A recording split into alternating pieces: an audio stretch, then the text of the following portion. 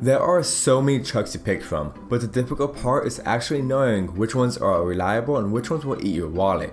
It's always a good idea having a basic understanding of what's hot and what's not. So with that said, let's get straight to the video. Here are my top 7 best trucks under 10K. Now we all know this was going to be on the list, but the 2005 Toyota Tacoma. This truck is and may always will be the most reliable truck on the market. Now Toyota isn't all about reliability, and I'll talk about that in a minute. Sure, there are so many true competitors, but it's hard to compete against its reputation.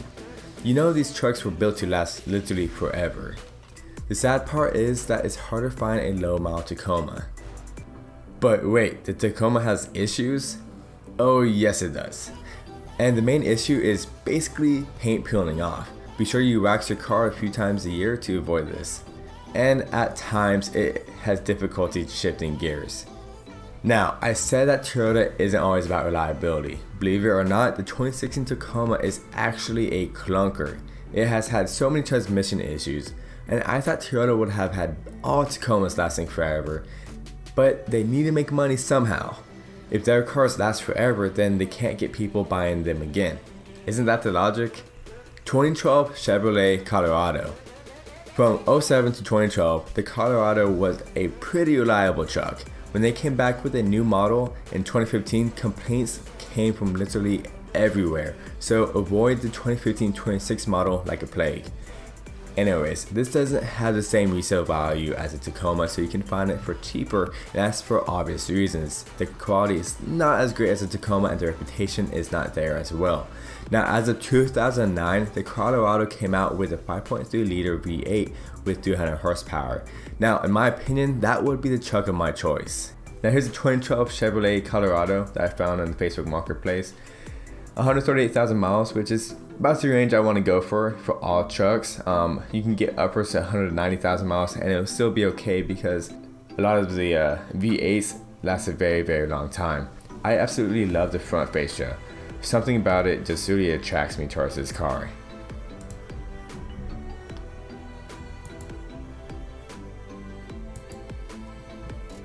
The black on gray is a really good color scheme as well. Has nice wheels and tires. Interior is pretty clean. And it's a pretty solid truck. Now the issues. In terms of reliability, it's rock solid. The main issues are a soft brake pedal. And after some research, some said it was fixed after replacing the rear brake pads. But I found that the general consensus was that there is air in the brake system, so it will need rebleeding. And I advise having a mechanic do it because bleeding brakes with ABS is a bit difficult. 06 to 09 Mitsubishi Raider. This truck was based on the Dodge Dakota. Now the Dakota is actually a pretty solid car, and the Raider, although it is Mitsubishi, is actually pretty great. It's not the most beautiful truck, but the reliability is there, and if you need a cheap tow rig, the Raider will succeed your expectations. Here is the Mitsubishi Raider. I said it was not the best looking, it's really not. It looks very bubbly looking and kind of soft. But for the price at $5,900 and only 38,000 miles, it's a very good buy in my opinion. There's 4 doors, so you can fit as many as you could with the Colorado, but except the interior I think is a bit tighter, as you can see right here. So the seat is right there. You don't have much leg room, especially if the driver is a taller individual. You have to scoot the seat back a bit farther. But the interior is not all that bad. You can tell it's decently cheap. I'm taking a very good assumption that this is all made of cheaper plastic, but it is a Mitsubishi Raider with 30,000 miles only for about $6,000. Not a bad buy in my opinion, and this should last you a very long time because I've seen many for sale with about 200,000 miles.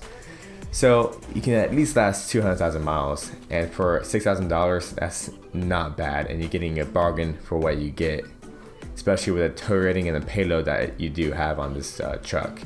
Now the issues. Since not many were actually sold, there isn't much data on reliability of the truck. However, from what I have read, is that the engine lacks power, which isn't an actual complaint as there are so many trucks on the market with 4 cylinders. and the wheels squeak while turning. 2008 Ford F-150.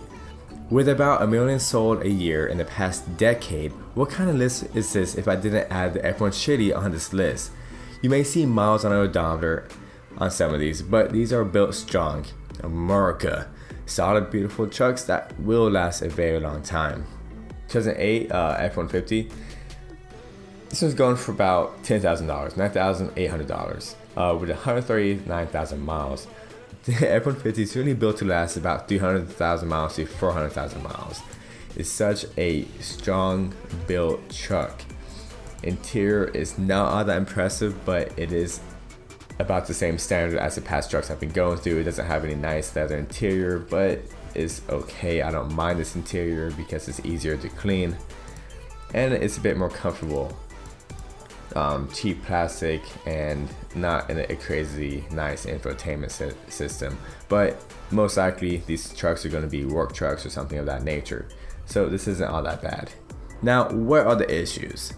Now, this is a reliable, solid truck like I said before, but the reason it is F1 Shitty is because it does have a fair share of the issues. The spark plugs tend to blow out, which happens to the Mustang's 4.6 all the time as well. The transmission does tend to go out at low miles, but by the time you grab the trucks, the transmission should have already been replaced. 2008 Honda Ridgeline. Yes, I know it's a Honda. Yes, I know it may drive a bit like an SUV, but did you know that the Ridgeline has better driving ability and efficiency than the rest of the trucks on this list? All while doing most tasks that most truck buyers want, with solid towing capacity and payload. You'll be sure to find yourself a solid Ridgeline with decent miles under 10K. Now, the Honda Ridgeline. For $6,900, you can get one with 167,000 miles. Not a bad truck, or what most people like to call an SUV, but it is indeed a truck because you do have a truck bed. I don't necessarily like these. I'm not sure what you want to call them, but it doesn't look that nice. Even the Escalade has it, and the Escalade makes it look 1,000 times better, but I'm still not a huge fan of it. It's trying to create a nice sleek look, and the Escalade kind of creates it, but the Honda Ridgeline does not.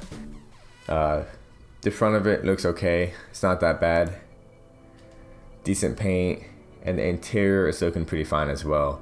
Nothing too insane, nothing too impressive, but it's a Honda Ridgeline, so it's going to last you a long time, and it's a pretty solid truck. With all its a great driving capability and efficiency, with a great payload and towing capacity. What about the issues? In the 08 model, the main issue is that the clear coat is peeling, so be sure you wax the car an appropriate amount a year. And the heater motor or the resistor going out. Typically, it is the resistor motor more often than the heater motor, and it's a pretty easy fix, and it should only take 20 to 30 minutes to replace the resistor. 2005 Dodge Laramie. You can find a clean 100-ish thousand miles Dodge Laramie for a decent price. In case you didn't know, the Laramie is basically the top trim of the Ram, so you'll get a nice infotainment system and leather seats.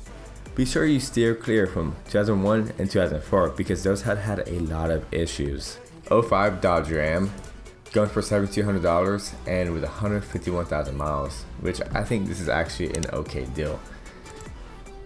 The paint looks very, very nice, and this is probably the best interior on my list. So you have leather seats, all black interior, and it looks a lot cleaner from all the other trucks I have gone through.